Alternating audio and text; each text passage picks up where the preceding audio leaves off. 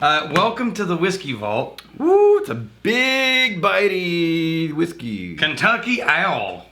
Oh. In the South, owl has 2 solid syllables in it. Owl. This is mine now, though.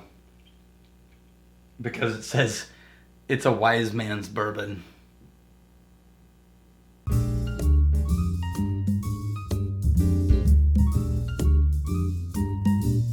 All right, so Kentucky Owl. Here's the thing about Kentucky Owl. It's expensive. Okay. And many will argue disproportionately expensive.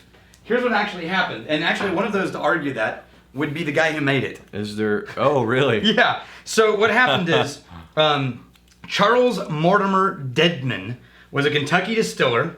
He created Kentucky Owl Sour Mash Bourbon in 1879. Mm-hmm. Right? He did well until Prohibition. That kicked his ass. He was ordered to cease production, blah, blah, blah. His warehouses were burned down. Whoops. And he never got payment for lost whiskey, and he gave up. Well, many years later, his great... God, Smelled good. I'm telling a story. It smelled good. His great-grandson, Dixon Dedman, partnered with Mark and Sherry Carter to create a sourced aged whiskey. Right? So they didn't make it. They're non-distilling producers. Mm-hmm. Right? They find a sourced whiskey and they hand-picked them and mixed them together and called it Batch 1, and it only made 1,300 bottles. That is really dark. Because of that, it was priced kind of a little bit expensive, right? But not unreasonably so. Okay. Then it got to the retail shelves, and this all happened in 2014 at the beginning of the new bourbon boom. Mm-hmm. Retailers looked at this and saw dollar signs. Oh, an exclusive 1,300 bottle released bourbon. That's a really hand-selected blah, blah, blah, blah, blah. Right. Right? And so retailers started marking it up. It's really dark. Yeah. Retailers started marking it up to like $120, $150, $200 a bottle. And because as a producer, you have no control over what a retailer prices your bottle at, this became famous for an exclusive, freakishly fancy and pricey bourbon, right? So much so that a bunch of people are saying, hey, dude, I love your whiskey, but don't love the price. And he was saying, I get it, and I wish I could do something about it, but I can't. Yeah, there's for those that aren't familiar, there's separation in the alcohol industry. You cannot have any kind of participation in the 3-tier system. You can only have 1 tier that you're making any kind of money on. It's either production, distribution, or retail. Mm-hmm. Yeah? So he's production. He has 0 to do with retail. Yeah, and that's true in 3-tier states. It's not true in every state, but it's true in 3-tier states, which are a lot of them. Now, that was batch 1. By the time he got to batch 6, he was picking 12 barrels at a time and bottling 1,600 bottles. Right? Now, this is 7. Now he's up to 2,500 bottles. Mm-hmm. So he's probably doing 20 barrels at a time. Right? That's a 22. That's a dark, rich, vibrant bourbon. Yes. So here's where everyone's starting to freak out now. Okay. What's the alcohol percentage? Between 6 and later, 59% alcohol. Wow. This brand became such a luxury brand that was, in most people's opinion, priced way too high for what it was. But hey, if you can get it. Oh man, that is a rich bourbon. Yeah. That's nice. I mean, I get why. What's the proof? It's it's 59% alcohol, so 118. Yeah. Damn. It became such a big brand. It's so high, you definitely get that bite, but it's a really sweet, I'm a huge apple. fan of Dedman because I love the idea of someone just going in, like what we're going to try to do, finding some interesting barrels, mixing them, and creating something magical and bottling it. Sure. I love that. Now, it got a little out of control. I'm going to add some water to yours and mine, see what happens. But here's what happened recently that has everyone pissed off, maybe disproportionately so. I think it will calm down. But what happened was Stoli bought them.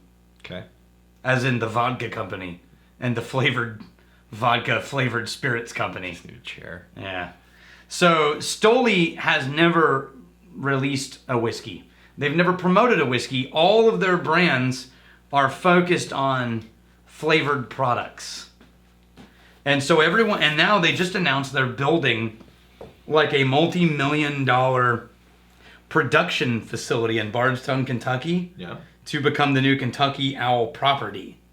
Okay. And so they're going to be producing massive scale whiskey. They got at what looks like a theme park for bourbon. They got the name recognition. They got bought by Stoli. They got the name recognition. They got the reputation. Yeah, credibility. Then they got bought by a big company who's going to go like gangbusters with the name.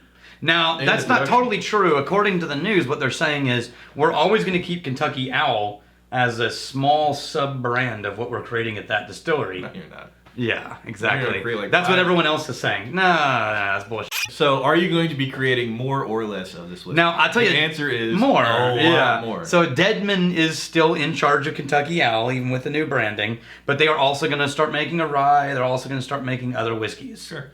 Because they're spending millions and millions of dollars building a theme park for whiskey in Bardstown. So, if we keep shitting on them, will they not let us in the theme park? We can go in disguise. Now, what we won't know until they release their first stuff is, do we have reason to be worried?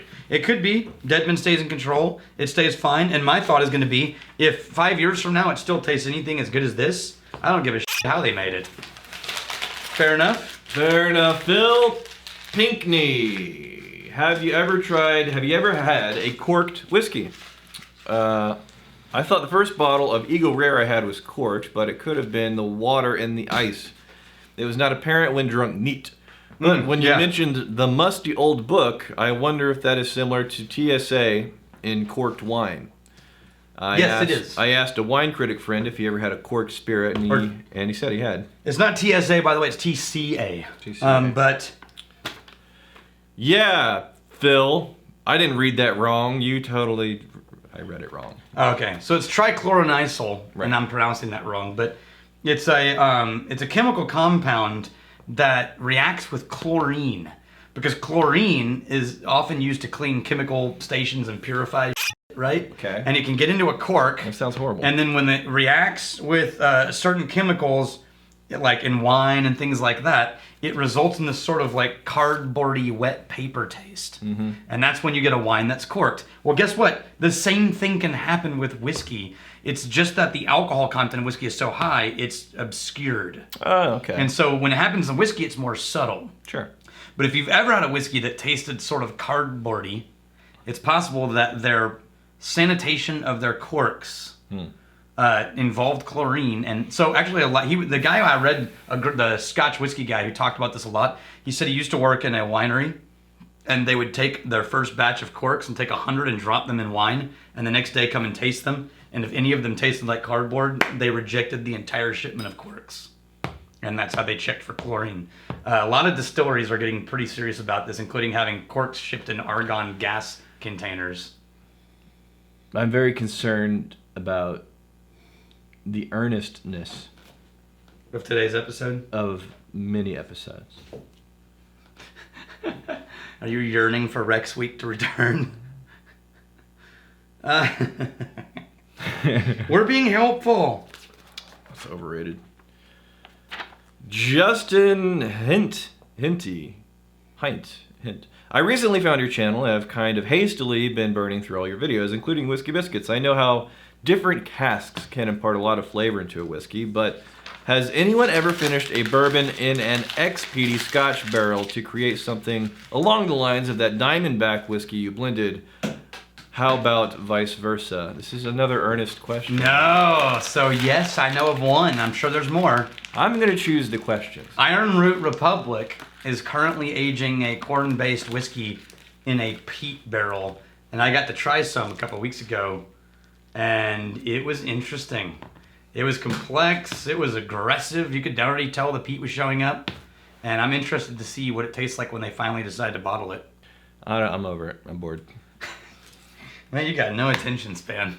Just, this is what happens. I need to choose the questions. Hey, feel free, man. Feel free. Oh, it's one less thing for me to damn do. God. This is the week between Christmas and New Year's. If you did anything else well, this is the last job you have. That is the last job. You've been fired from everything else.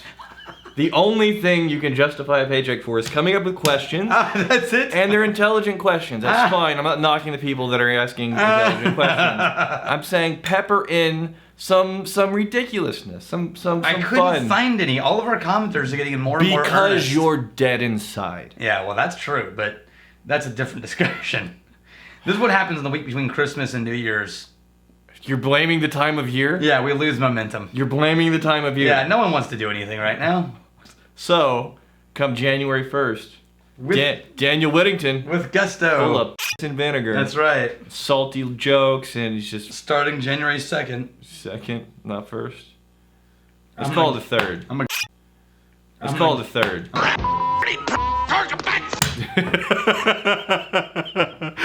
Yes! Yes! Chad, come on. Come on, man. That's gotta go. No, it doesn't gotta go. That's gotta go. No, it doesn't. See, Chad, this is all you do. I'm